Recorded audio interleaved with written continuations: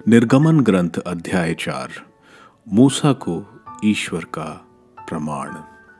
मूसा ने उत्तर दिया, वे लोग मेरा विश्वास नहीं करेंगे और मेरी बात नहीं मानकर यह कहेंगे कि प्रभु ने तुम्हें दर्शन नहीं दिए। इस पर प्रभु ने उससे कहा, तुम्हारे हाथ में क्या है? उसने बताया, एक डंडा है। उसने उसे आदेश दिया, उसे जमीन पर फेंक दो। जैसे ही उसने उसे जमीन पर फेंका, वह सांप बन गया। मूसा उससे दूर भाग गया। प्रभु ने मूसा से कहा, अपना हाथ बढ़ाओ, उसकी पूंछ पकड़कर उसे उठा लो। उसने अपना हाथ बढ़ाया और उसे पकड़ लिया। उसके हाथ में वह फिर डंडा बन गया। तुम्हारे ऐसा करने पर उन्हें विश्वास होगा कि उनके पुरखों के ईश्वर इब्राहिम, इसहाक और याकूब के प्रभु ईश्वर ने तुम्हें दर्शन दिए हैं। फिर प्रभु ने उससे कहा, अपना हाथ भीतर सीने पर रखो। उसने अपना हाथ भीतर अपने सीने पर रखा, परंतु जब उसने उसे निकाला तो उसके हाथ पर हिम की तरह श्वेत कोढ़ हो गया था।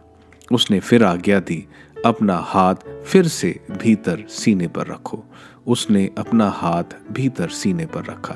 जब उसने उसे भीतर निकाला तो वह फिर उसके सारे शरीर की तरह हो गया। ईश्वर ने कहा, यदि वे तुम्हारे पहले चिन्ह पर विश्वास न करें और ध्यान न दें तो वे इस दूसरे पर विश्वास करेंगे।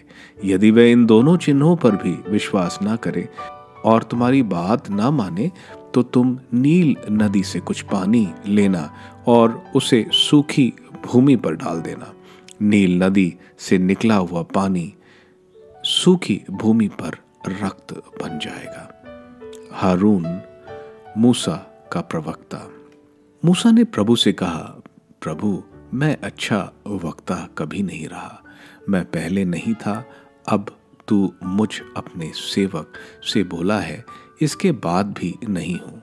मुझे बोलने में कठिनाई होती है, मेरी जीभ भोतरी है। तब प्रभु ने उससे पूछा, मनुष्य का मुख किसने बनाया है? उसने कौन गूंगा या बहरा, देखने वाला या अंधा बनाता है? क्या मैं प्रभु ऐसा नहीं करता? अच्छा, अब जाओ, मैं बोलने में तुम्हारी सहायता करूंगा और तुम्हें जो कहना है उसे बता दूंगा। परंतु उसने कहा, प्रभु, किसी दूसरे को भेजने की कृपा करें। तब प्रभु को मूसा पर क्रोध आया और उसने कहा, लेवी वंशी हारून तुम्हारा भाई है ना? मैं जानता हूं कि वह अच्छा वक्ता है। वह तुमसे मिलने आ रहा है। तुमको देखकर वह प्रसन्न होगा। तुम उससे बात करना और उसे समझाना कि क्या कहना है। मैं बोलने में तुम दोनों की सहायता करूंगा और जो करना है उसे बता दूंगा। वह तुम्हारी ओर से लोगों को संबोधित करेगा।